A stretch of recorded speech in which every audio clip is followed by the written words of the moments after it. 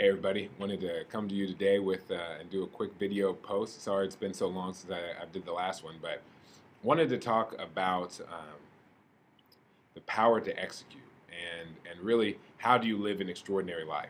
And what I found is that you live an extraordinary life by having an extraordinary psychology or an extraordinary mindset. The way we're wired as humans is that we can only think about one thing at a time. And so whatever you're spending your time thinking about is what you will often become. And so if you want to become extraordinary, you need to spend most of your time thinking about it. Our brains have a wire built in that we really get focused on. Once we see a goal, we can really go after it. It's like when you buy a car, you start noticing that car everywhere, where before you never saw it before. And so one of the things that I like to do, kind of something to take with you to remember how to keep the power, is RPM. So in your car, you have your RPMs, but I think in life you should also have RPMs. The R stands for a result. What is the result you're going after? What is your destination? What is your goal? What is the product? Without clarity on that point, you can't live an extraordinary life because you don't know what you're trying to do. But once you know what you're trying to do, what you're trying to accomplish, it's easier for your brain to help you along the way. It's going back to that car example. Once you see that new car, you start seeing it everywhere, and your brain is wired in a way that it takes advantage. It sees those opportunities and takes advantage of them.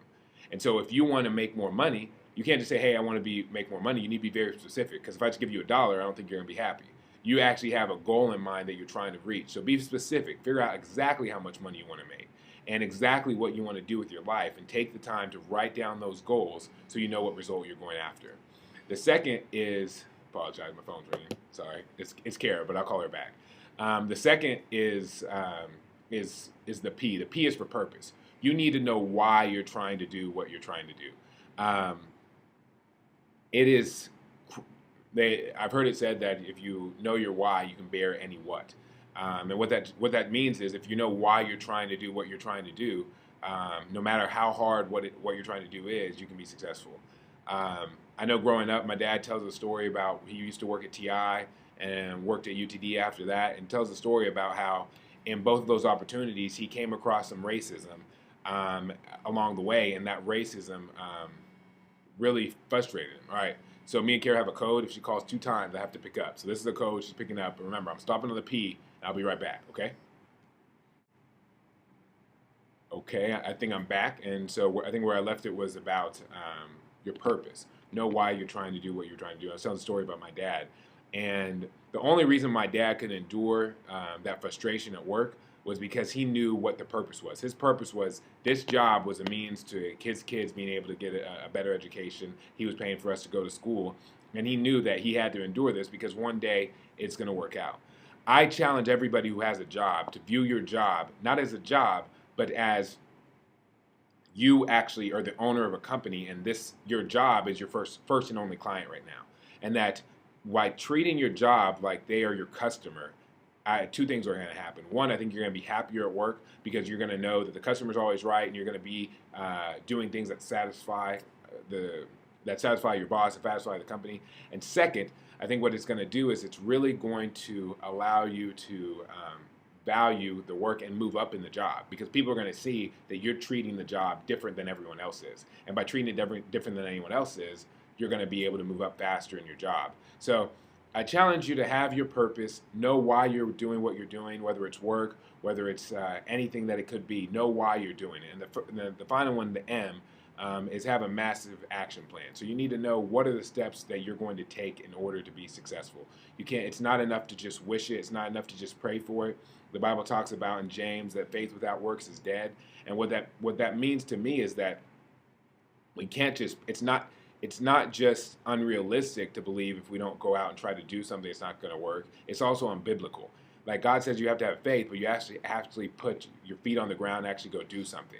I think far too many of us get caught up in this psychology of trying to be Nostradamus, and we're trying to predict the future. We want to go off way out in the future and say, hey, these are things that are going to happen, and we forget to act on what's happening today. You need to execute today. And some people may say, okay, well, how do I create an action plan for what I want to do? I think you follow the formula that I gave you. First, know exactly what you're trying to do. So if you're trying to make money, let's say that's it. You get very specific. As hey, look, I want to get an extra $500,000. I want to make $100,000 a year. And then second, know why you want to do that. So hey, I want to do that to take care of my family, or I want to go on vacation. And that's the case. And the third, you put together the plan. You look at your current situation, looking at your job as if it's your first client first, and then second, you see, are there other opportunities for you to move up? The biggest thing you can do to create a plan, if you don't have one already, is go look for people who have been successful and go talk to them. And so it might be your friends, but it also might be people who you've never met before that live locally. That I promise you, most people are willing to go out to lunch with you. People want to see other people be successful in large part if you just sit down and ask them. And so that's what I would recommend is you go out and go find those people. A comment that I put on the side is I heard somebody say that if you take the average salaries of your 10 closest people, the people you interact with the most, and you take the average of those people, plus or minus $10,000, that's about how much you make. And I think that speaks to the impact of an extraordinary mindset. Is when you have an extraordinary mindset, your friends around you actually, if they have it too, they'll actually propel you. But if they don't have it, they'll actually take you down. So it's very important when you're making your action plan to make sure you have the right people around you. And you may say, hey, I don't have any friends who are successful, or I don't know anybody I can take to lunch. Well, then in 2012, you can go to Google.